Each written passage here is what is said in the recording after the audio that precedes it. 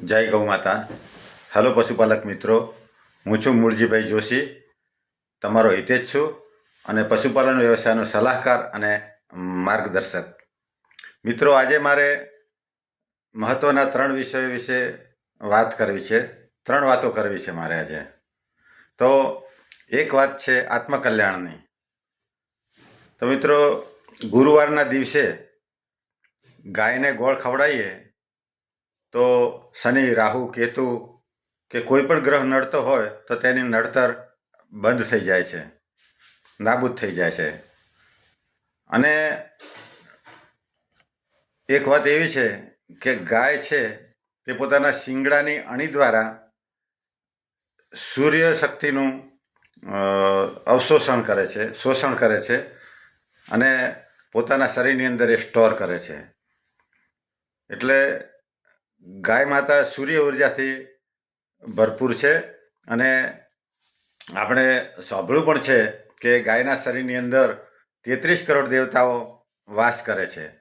તો મિત્રો, ગાયના ગળે જે ગોદડી હોય છે એ ત્યાં 5 થી 10 મિનિટ આપણે તેને આમ પંપાળીએ અને ખણીએ તો એની અંદર જે 33 કરોડ દેવતાઓની ઉર્જા છે તે આપણા શરીરની અંદર આવે છે અને આપણા સાંસારિક સુખોમાં વૃદ્ધિ થાય છે.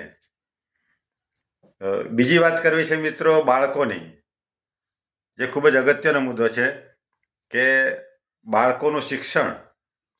આપણે ખેતી, પશુપાલન આ વ્યવસાય કરીએ છીએ, પણ જમાનો દિવસે દિવસે બદલાતો જાય છે. પહેલાં તો 10 વર્ષે જમાનો બદલાતો કે ભાઈ 10 વર્ષ પહેલાં તો જમાનો આવો હતો અને અત્યારે આવો છે.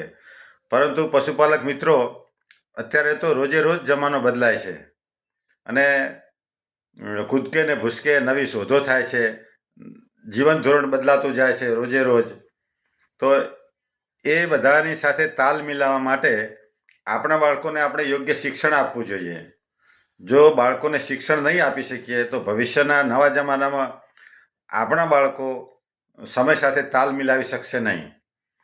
તો બાળકોનું શિક્ષણ એ ખૂબ જ મહત્ત્વનો મુદ્દો છે. બાળકોના શિક્ષણની આપણે સારામાં સારી વ્યવસ્થા કરવી જોઈએ. બીજા ફાલતુ ખર્ચાઓમાં થોડો કાપ મૂકી અને શિક્ષણ ક્ષેત્રે એનો નિવેશ કરવો જોઈએ. વળી બાળકોને શું ભણાવવું એ માટે આપણે પણ કંઈક શીખતા રહેવું જોઈએ. રોજે રોજ આપણા ધંધાને લગતું, પશુપાલનને લગતું તથા અન્ય જે કંઈ શિક્ષણ હોય એ પણ આપણે મેળવવું જોઈએ. અને બાળકોને પણ આપણે શીખવી શકીએ અને બાળકોને શું ભણાવવું એમાં આપણને પણ ખબર પડે અને આપણો ધંધો છે એ પણ મોડિફાય થાય અને તેમાંથી આપણે વધારે ઉત્પાદન મેળવીએ એ માટે પણ આપણે કંઈક નવું નવું રોજે રોજ શીખતા રહેવું જોઈએ. આપણે આજીવન વિદ્યાર્થી રહેવું જોઈએ અને કંઈકનું કંઈક શીખતા રહેવું જોઈએ. મિત્રો, શિક્ષણ માટે પણ અમુક રકમ આપણે નિવેશ કરવી જોઈએ. બાળકોના શિક્ષણ માટે ખર્ચો કરીએ, પછી આપણે પોતે શીખવા માટે પણ કંઈ ખર્ચ કરીએ. ક્યાંય શિબિર હોય તો શિબિરનો આપણે લાભ લઈએ અને ત્યાંથી પણ નવું શિક્ષણ મેળવીએ. સારી બુક ખરીદી અને વાંચીને પણ આપણે શિક્ષણ મેળવી શકીએ છીએ. અને બાળકોનું શિક્ષણ અને આપણા શિક્ષણ માટે જે ખર્ચ કરેલ હોય તે મિત્રો ભવિષ્યમાં અકલ્પ્ય વળતર આપી શકે છે આપણને. તો આપણે આ રીતે શિક્ષણ પાછળ પણ ખર્ચ કરવો જોઈએ અને રોજે રોજ નવું શીખતા રહેવું જોઈએ. હવે ત્રીજી વાત છે મિત્રો ત્રેવડની.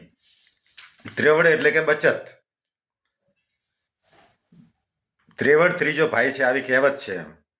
તો આપણે આપણા ધંધામાંથી, એટલે કે ધારો કે દૂધનો પગાર આવે, દર 15 દિવસે દૂધનો પગાર આવે છે, તો તેમાંથી થોડી રકમ આપણે બચત ખાતે રહેવા દેવી જોઈએ.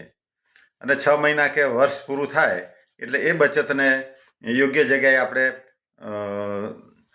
લાંબા ગાળા સુધી એને રોકાણ કરી શકીએ.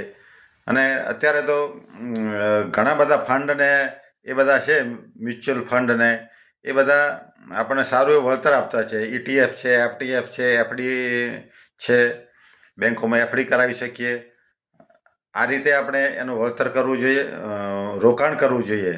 અને આ રોકાણ છે એ રૂપિયા જ રૂપિયો કમાશે એમ.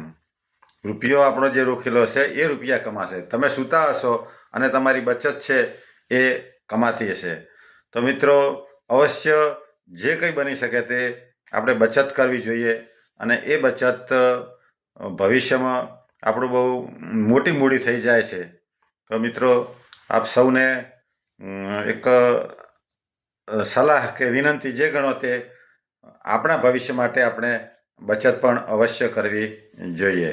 મિત્રો આ વિડીયોને વધુમાં વધુ શેર કરજો જેથી બીજા મિત્રોને પણ માહિતી મળી શકે અને આપણે આ રીતે વારંવાર અલગ અલગ વિષય ઉપર વિડીયો બનાવીએ છીએ અને ભવિષ્યમાં દરેક એક વિષય ઉપર પણ આપણે વિગતવાર વિડીયો બનાવશું કે ભાઈ પશુપાલન વ્યવસાયમાંથી આપણે જે બચત કરી હોય તો એ બચતનું રોકાણ કઈ રીતે કરી શકાય અને બાળકોના શિક્ષણ માટે આપણે કઈ રીતનું આયોજન કરી શકીએ એ વિશે પણ આપણે અલગ અલગ વિગતવાર વિડીયો પણ બનાવશું. અને આજના આ વિડીયોને વધુમાં વધુ શેર કરજો. જય ગૌ માતા, જય ગોપાલ.